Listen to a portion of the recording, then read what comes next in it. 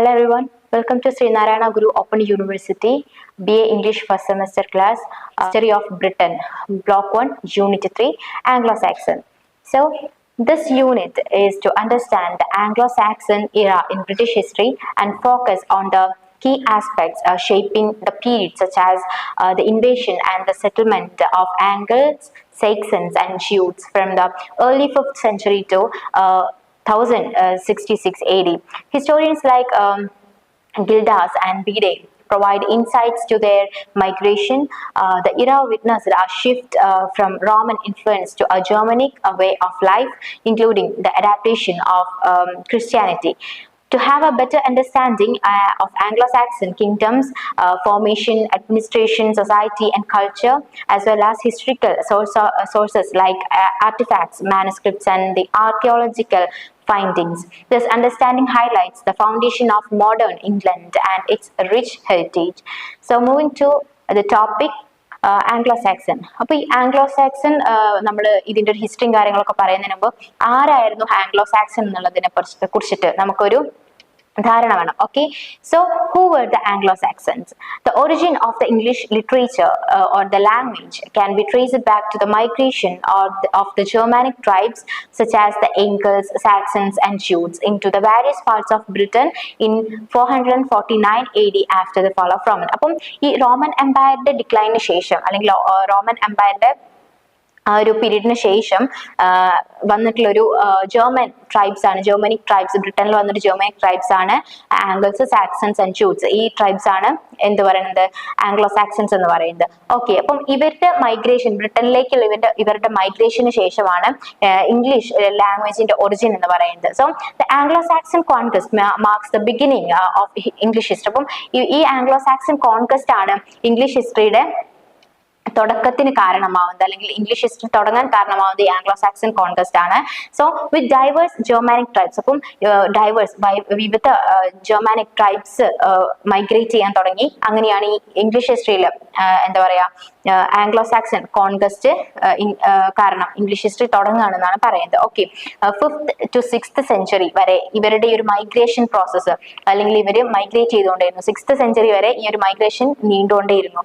Okay, by the following century the kingdom covered most of the modern England. അപ്പോൾ ഈ ഒരു 6th century ഒക്കെ ആയപ്പോഴത്തേക്കും ഇവരുടെ എന്താ പറയാ കിങ്ഡം എന്ന് പറയുന്നത് ഈ ഇംഗ്ലണ്ടിലെ എല്ലാ സ്ഥലങ്ങളും കവർ ചെയ്തിട്ടുണ്ടായിരുന്നു. And significantly replacing the Celtic language with their own. അപ്പം കെൽറ്റിക് ലാംഗ്വേജ് അവർ റിപ്ലേസ് ചെയ്തു.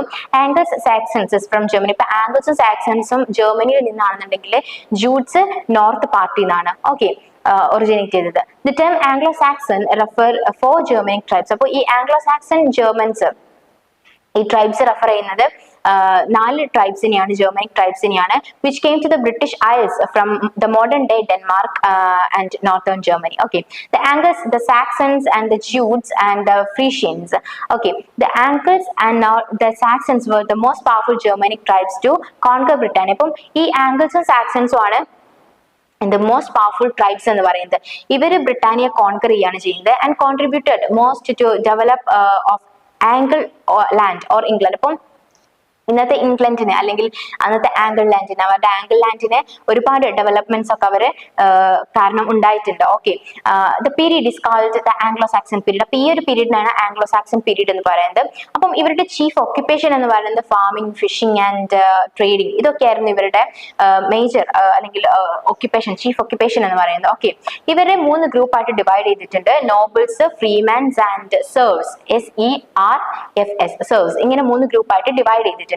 സോ ഇനി നമ്മൾ പറയാൻ പോകുന്നത് ആംഗ്ലോ-സാക്സൺ കോൺക്വസ്റ്റ് ആണ്. What is Anglo Saxon conquest? Okay, the advent of Anglo Saxon Anglo Saxon is the greatest event in British history. British ഹിസ്റ്ററിയിലെ തന്നെ ഒരു ഗ്രേറ്റസ്റ്റ് ഇവന്റ് ആണ് ആംഗ്ലോ-സാക്സൺ പിന്നെ കോൺക്വസ്റ്റ് എന്ന് പറയുന്നത്. Their conquest and occupation of the Britain were far more important than that of the Romans and Normans. അപ്പം ഈ Norman's അല്ലെങ്കിൽ റോമൻസിനേക്കാളൊക്കെ ഇമ്പോർട്ടന്റ് ആയിട്ടുള്ള ഒരു ഒക്യുപ്പേഷൻ ആണ്, ബ്രിട്ടനിലെ ഒക്യുപ്പേഷൻ ആണ് ഇവരുടെ കോൺക്വസ്റ്റ് എന്ന് പറയുന്നത്, ആംഗ്ലോ-സാക്സൺ കോൺക്വസ്റ്റ് എന്ന് പറയുന്നത്.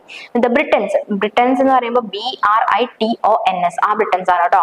അപ്പോൾ ഈ Britain's were thoroughly beaten and their country was transformed into England and the land of the Anglo-Saxons. Okay, The Jutes were the first immigrants to the island. ഈ ഐലൻഡിലേക്കുള്ള ആദ്യത്തെ ഇമിഗ്രൻസ് ആണ് ജൂട്ട്സ് എന്ന് പറയുന്നത്. ജൂട്ട്സ് ആണ് ആദ്യം ഇങ്ങോട്ടേക്ക് മൈഗ്രേറ്റ് ചെയ്ത് വന്നത്.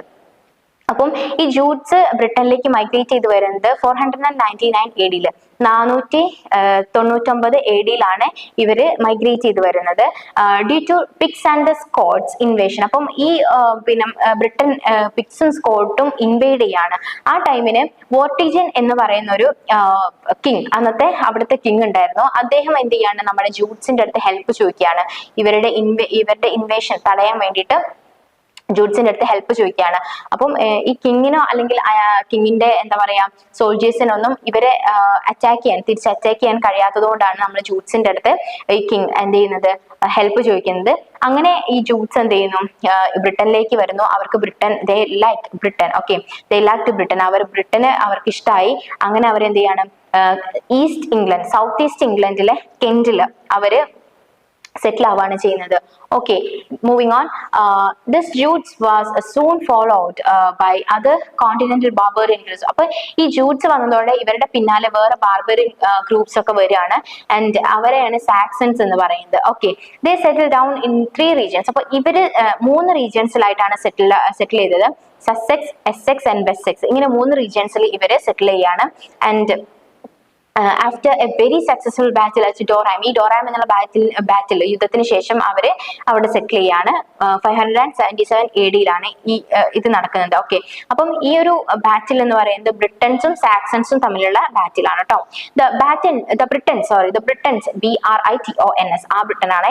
The Britons put forward a desperate struggle against the invading Saxons but they failed and they had to withdraw towards the mountainous areas of Britain. അപ്പം ഈ ബ്രിട്ടൻസ് എന്ത് ചെയ്യാണ്, സാക്സൺസിന് എതിരെ ഒരു അറ്റാക്ക് അവർ ചെയ്യാണ്, അല്ലെങ്കിൽ അവർ യുദ്ധം ചെയ്യാണ് സാക്സൺസിന് എഗെയിൻസ്റ്റ് ആയിട്ട്. പക്ഷെ അവർക്ക് സാക്സൺസിനോട് പിടിച്ചു നിൽക്കാൻ പറ്റാത്തത് കാരണം അവരതിൽ നിന്ന് വിഡ്രോ ചെയ്യാണ്. എന്നിട്ട് ഈ ബ്രിട്ടനിലെ മൗണ്ടൈൻ ഏരിയസിലേക്ക് ഇവർ പോവാണ് ചെയ്യുന്നത്. Okay, the Saxons were followed by another kindred Teutonic tribe, the Angles. അപ്പൊ ഈ സാക്സൺസ്, അപ്പം ജൂട്ട്സിന് പിന്നാലെ സാക്സൺസ് വന്നു. അപ്പൊ ഈ സാക്സൺസിനെ ഫോളോ ചെയ്തുകൊണ്ട് വേറൊരു എന്താ പറയാ ടിറ്റോണിക് ട്രൈബ് വരികയാണ്. അവരാണ് എംഗൽസ് എന്ന് പറയുന്നത്. അവരെന്ത് ചെയ്യാണ്, ഒരു 3 കിങ്ഡം ഒക്യുപ്പൈ ചെയ്യുന്നുണ്ട്. Angles, Northumbria, East Anglia and Mercia, ഇങ്ങനെയുള്ള 3 കിങ്ഡം അവർ ഒക്യുപ്പൈ ചെയ്യാണ്. After the battle of Chester ബാറ്റിലിന് ശേഷം ഇൻ 613 കേട്ടോ. Okay, and next it is to be remembered that England got the name from the Angles. അപ്പം ഇംഗ്ലണ്ടിന് അതിന്റെ നെയിം, അതിന്റെ പേര് കിട്ടിയത് ആംഗിൾസിൽ നിന്നാണ്. who were the most numerous of the races. Angle land, അപ്പം ഇംഗ്ലണ്ടിന്റെ ആദ്യത്തെ പേര് ഇംഗ്ലലാൻഡ് ഓർ ആംഗിൾ ലാൻഡ് എന്നുള്ളായിരുന്നു. was turned into England and finally become England. അപ്പൊ ഈ ഇംഗ്ലലാൻഡ് അല്ലെങ്കിൽ ആംഗിൾ ലാൻഡ് ആണ് പിന്നീട് ഇംഗ്ലണ്ട് ആയിട്ട് വരുന്നത്. Okay, with the battles of Deorham and Chester, ഈ ചെസ്റ്റർ ആൻഡ് ഡോറിം ബാറ്റിലിന് ശേഷം എന്താണ്, the Britons lose their ground, ബ്രിട്ടൻസിന് അവരുടെ ലാൻഡ് നഷ്ടപ്പെടുകയാണ്. And they desperately struggled against them and at least lost their home. അപ്പം അവര് അവസാനം വരെ അവർ പോരാടി അവരുടെ ലാൻഡിന് വേണ്ടിയിട്ട്. പക്ഷെ അവർക്ക് ലാൻഡ് എന്ത് ചെയ്തു, അവർക്ക് കൈവിട്ടുപോയി. Okay, Anglo-Saxons migration to Britain was national migration in the sense that they migrated with their family. അപ്പം ഈ ആംഗ്ലോ-സാക്സൺ മൈഗ്രേഷൻ എന്ന് പറയുന്നത് ബ്രിട്ടനിലേക്കുള്ള ആംഗ്ലോ സാക്സന്റെ മൈഗ്രേഷൻ, അതൊരു നാഷണൽ മൈഗ്രേഷൻ ആയിട്ടാണ് കാണുന്നത്. Okay, fine. The customs, manners and institution began to spread and fuse with the native traditions and beliefs. The Anglo-Saxon rule of England from 613 to 1016 had laid indelible marks in history of Britain. Their influence may be seen in the social, political and cultural life of England. അപ്പം ഈ customs, manners, institutions, ഇതിലൊക്കെ ആംഗ്ലോ-സാക്സൺസിന്റെ ഒരു traditional and ബിലീഫ്സിന്റെ ഒക്കെ ഒരു influence ചെയ്യുന്നതായിട്ട് കാണാം. Okay, ഇനി next പറയുന്നത് ദി ഹെപ്റ്റാർക്കി. ഹെപ്റ്റ എന്ന് പറഞ്ഞാൽ 7 അല്ലെ.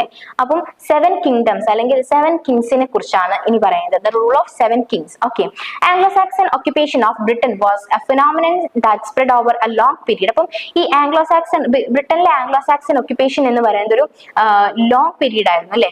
അത് ഓക്കെ, ലോങ് പീരീഡ് ആയിരുന്നു. The English barbarians came to the island in several tribal groups. നേരത്തെ പറഞ്ഞ പോലെ തന്നെ ഇംഗ്ലീഷ് ബാർബേറിയൻസ് എന്ത് ചെയ്തു, ഒരുപാട് ഗ്രൂപ്പുകളായിട്ട്, ട്രൈബൽ ഗ്രൂപ്പുകളായിട്ട് എന്ത് ചെയ്യാണ് വരികയാണ്, വൺ ആഫ്റ്റർ വൺ, ഒന്നിന് പുറകെ ഒന്നായിട്ട് വരികയാണ്.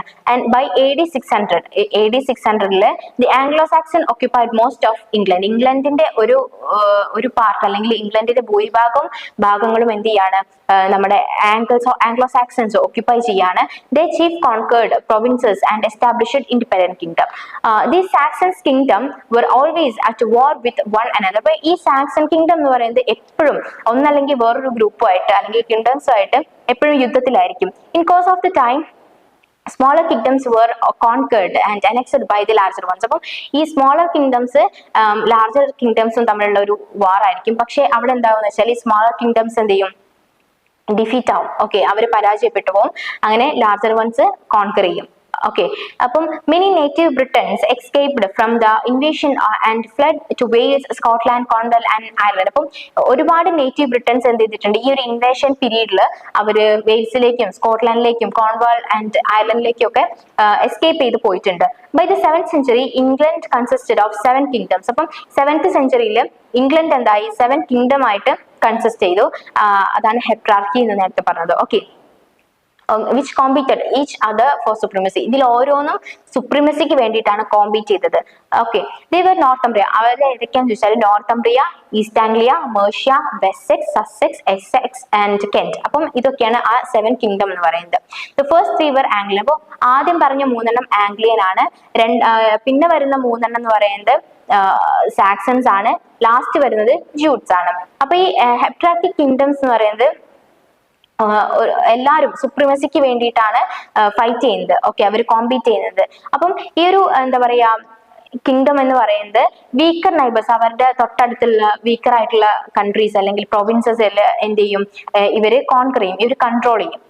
ഓക്കെ, ഈ എന്താ ആഫ്റ്റർ ദ ഡെത്ത് ഓഫ്, അന്ന് പിന്നെ ബ്രിട്ടനിൽ ഉണ്ടായിരുന്ന കിങ് ആണ് കിങ് എത്തൽബർട്ട് എന്ന് പറയുന്നത്. ഓക്കെ, അപ്പൊ ഈ കിങ് കെന്റിൽ ഉണ്ടായിരുന്നത്. ഓക്കെ, അപ്പൊ ഈ കെന്റിൽ ഉണ്ടായിരുന്ന എത്തൽബർട്ടിന്റെ ഡെത്ത് 1616 AD. ഓക്കെ, അപ്പം 7th century ഈ കിങ്ങിന്റെ ഡെത്തിന് ശേഷം നോർത്തംബ്രിയ എന്താവാണ്, ഒന്നുകൂടെ സ്ട്രോങ് ആവാണ്.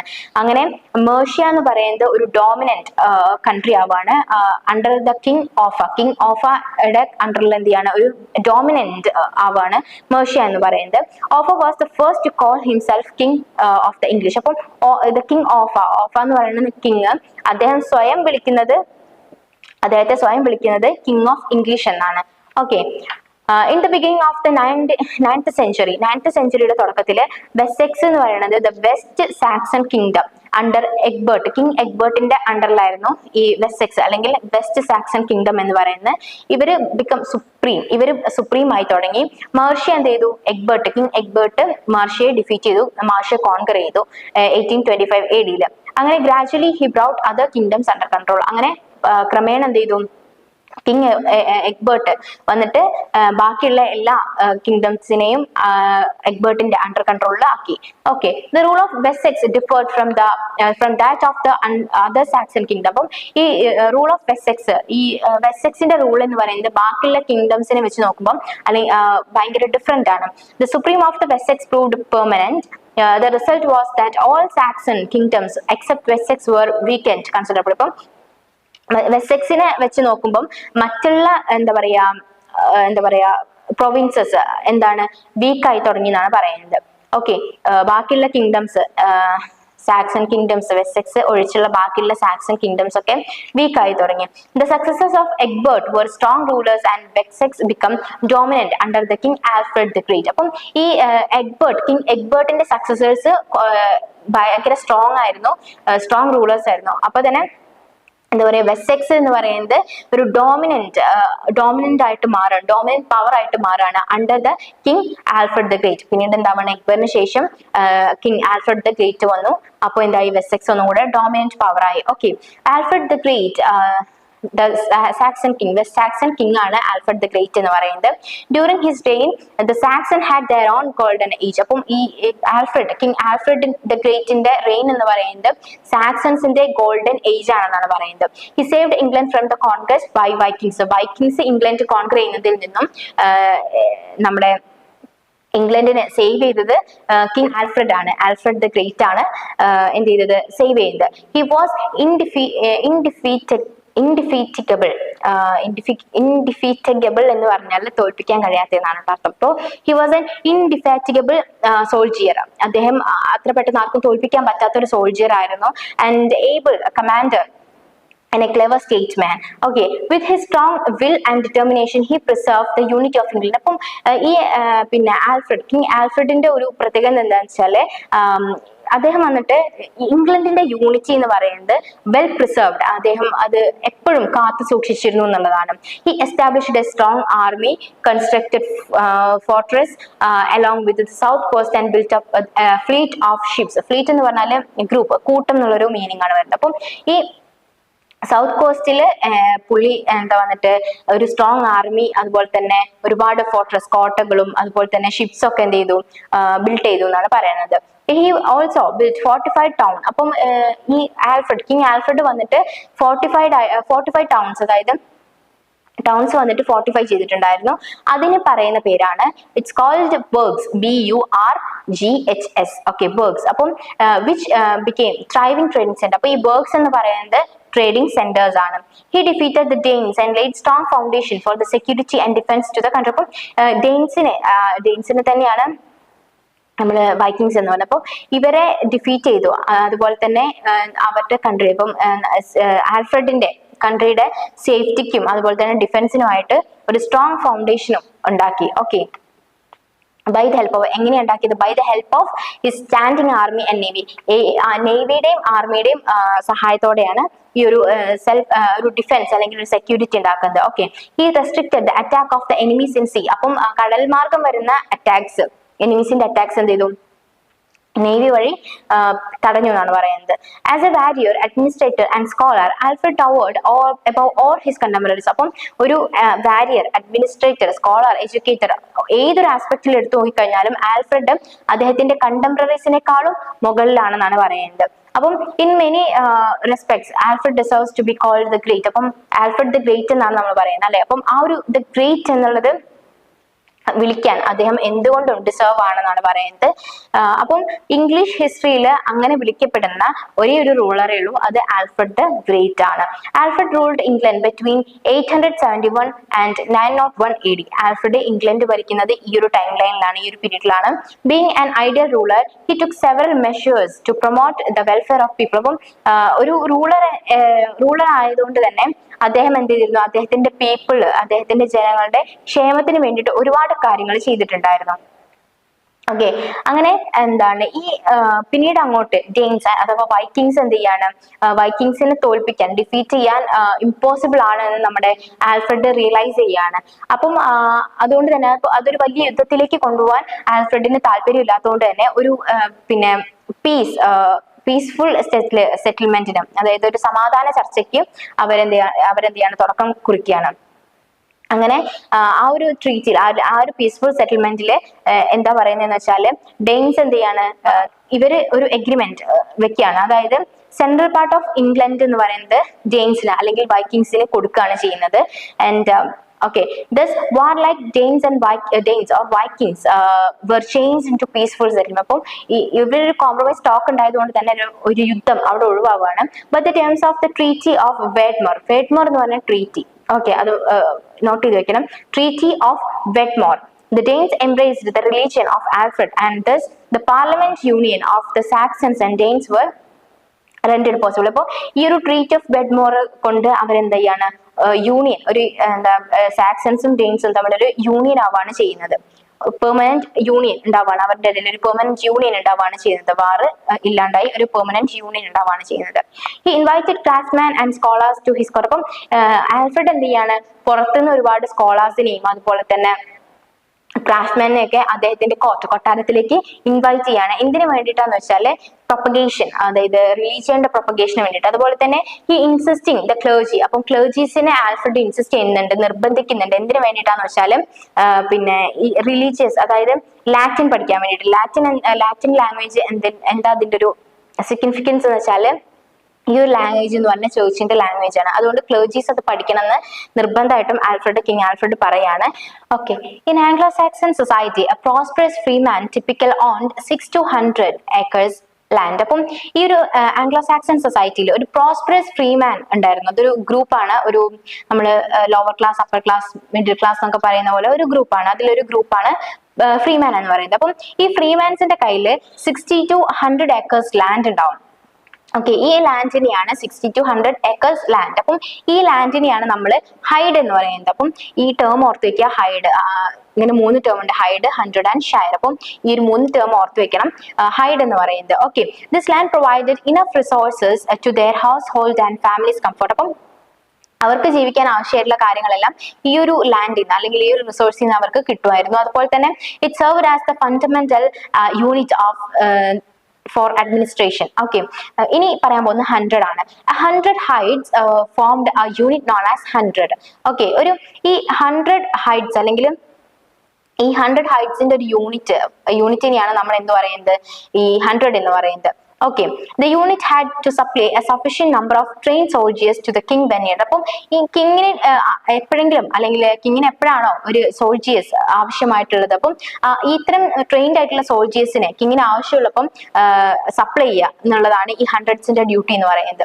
ഓക്കെ, അപ്പം these 100s were presided over by a headman known as a reeve. അപ്പം ഈ 100ന് ഒരു ഹെഡ്മാൻ ഉണ്ടാവും, അയാൾ പറയുന്ന പേരാണ് റീവ് എന്ന് പറയുന്നത്, REEVE. Okay, the reeve settled local disputes in 100s and had a right to punish for offense against the law. അപ്പം ഈ ഒരു റീവ്സിന് എന്ന് പറഞ്ഞാൽ ലോക്കൽ ഡിസ്പ്യൂട്ട്സ് ഒക്കെ ഇവരാണ് സെറ്റിൽ ചെയ്യുന്നത്. അതുപോലെ തന്നെ പണിഷ്മെന്റ് കൊടുക്കും, അതായത് ലോക്ക് എഗെയിൻസ്റ്റ് ആയിട്ട് എന്തെങ്കിലും ചെയ്യുന്നവർക്കൊക്കെ പണിഷ്മെന്റ് കൊടുക്കുക എന്നുള്ളതാണ് റീവ്സ് ചെയ്യുന്നത്. ഓക്കെ, അങ്ങനെ ഈ 100 became 100 courts. Okay, the shire was the largest local territorial division in England. അപ്പം ഷയർ എന്ന് പറയുന്നത് ഒരു ലാർജസ്റ്റ് ലോക്കൽ ടെറിട്ടോറിയൽ ഡിവിഷൻ, ഇംഗ്ലണ്ടിലുള്ള ഒരു ലാർജസ്റ്റ് ലോക്കൽ ടെറിട്ടോറിയൽ ഡിവിഷൻ ആണ് ഷയർ എന്ന് പറയുന്നത്. It was an assembly the whole tribe. അപ്പം ഒരു വോൾ ട്രൈബിലുള്ള ഒരു അസംബ്ലിയാണ് ഈ ഷയർ എന്ന് പറയുന്നത്.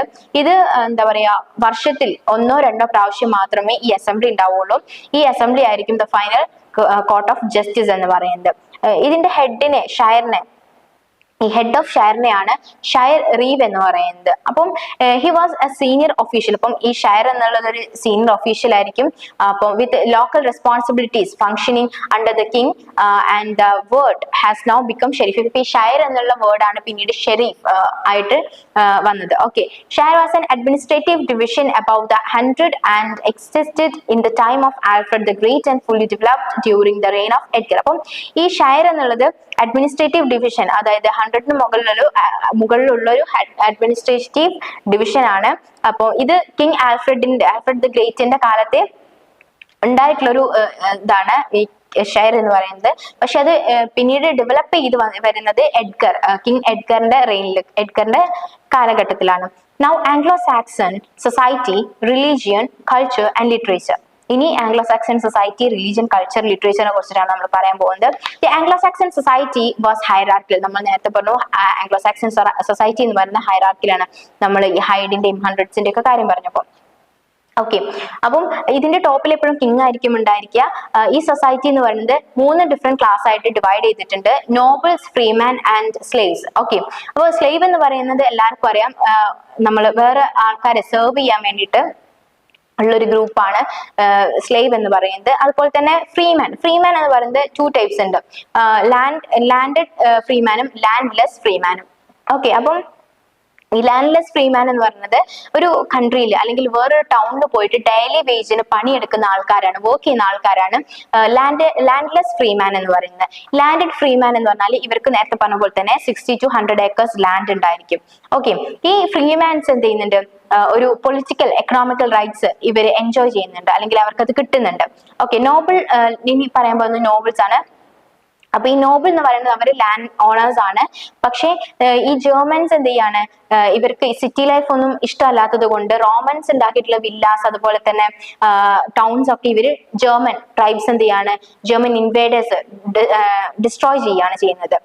അപ്പം the rural village or township was the essential unit of their. അപ്പം ഇവരുടെ ലൈഫിന്റെ ഒരു സോഷ്യൽ ലൈഫിന്റെ ഒരു എസെൻഷ്യൽ യൂണിറ്റ് എന്ന് പറയുന്നത് ടൗൺഷിപ്പ് അല്ലെങ്കിൽ ഈ റൂറൽ വില്ലേജ് ആണ് ഇവരുടെ ഒരു സോഷ്യൽ ലൈഫിന്റെ യൂണിറ്റ് എന്ന് പറയുന്നത്. അപ്പോൾ തന്നെ ആംഗ്ലോ സാക്സൺ എന്ന് പറയുന്നത് അവര് പോളിത്തീസ്റ്റ് ആണ്. അപ്പം പോളിത്തീസ്റ്റ് എന്ന് പറഞ്ഞാല് ബഹുദൈവാരാധകർ. ഓക്കെ, അപ്പം ഇവരെന്ന് പറഞ്ഞാൽ നേരത്തെ നമ്മൾ പറഞ്ഞതാണ് pagans. Okay, pagans when they first came to Britain. അപ്പം ഇവർ ബ്രിട്ടനിലേക്ക് വരുന്ന ആദ്യം വരുന്ന പേഗൻസ് ആണ്. ഈ പേഗൻസ് ആണ് ആംഗ്ലോ സാക്സൺസ് ഉണ്ട്, അവര് പോളിതീസ്റ്റിക് ആണ്. Okay, later they converted to Christianity. പിന്നീട് അവർ ക്രിസ്ത്യാനിറ്റിയിലേക്ക് കൺവേർട്ട് ചെയ്യാണ് ചെയ്തത്. But they dead were sometimes buried with grave goods, jewelry and things. അപ്പോൾ ഇവര് മരിച്ചാല് നമ്മൾ ഈജിപ്തിലൊക്കെ കണ്ടിട്ടില്ലേ, അവരുടെ രാജാക്കന്മാരൊക്കെ മരിച്ചു കഴിഞ്ഞിട്ടുണ്ടെങ്കിൽ അവരുടെ ഗ്രേവിനകത്ത് ജ്വല്ലറീസും അവർ യൂസ് ചെയ്തിരുന്ന സാധനങ്ങളൊക്കെ വെച്ചിട്ടാണ് അവർ ബറി ചെയ്യുന്നത്. ആ ഒരു സിസ്റ്റം തന്നെയായിരുന്നു ഇവർക്കും ഉണ്ടായിരുന്നത്.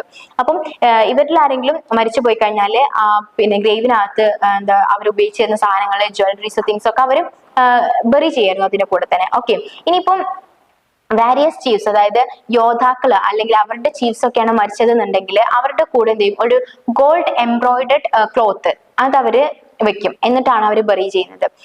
കോമൺ മാൻ ആണ് മരിച്ചതെന്നുണ്ടെങ്കിൽ അവരുടെ ഗ്രേവില് എന്ത് ചെയ്യും, അവരെ ബറി ചെയ്യുന്നതിനോട് കൂടിയിട്ട് അവർ ഉപയോഗിച്ചിരുന്ന തിങ്സ്, എവറിഡേ ലൈഫിൽ അവർ ഉപയോഗിച്ചിരുന്ന things like woodwork boxes, അതുപോലെ തന്നെ ബീഡ്സ്, നൈഫ്സ്, ഇതൊക്കെ എന്ത് ചെയ്യും, അവരുടെ കൂടെ ബറി ചെയ്യും എന്നാണ് പറയുന്നത്.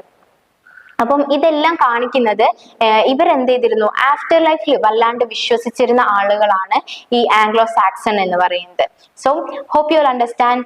That's for today. Thank U.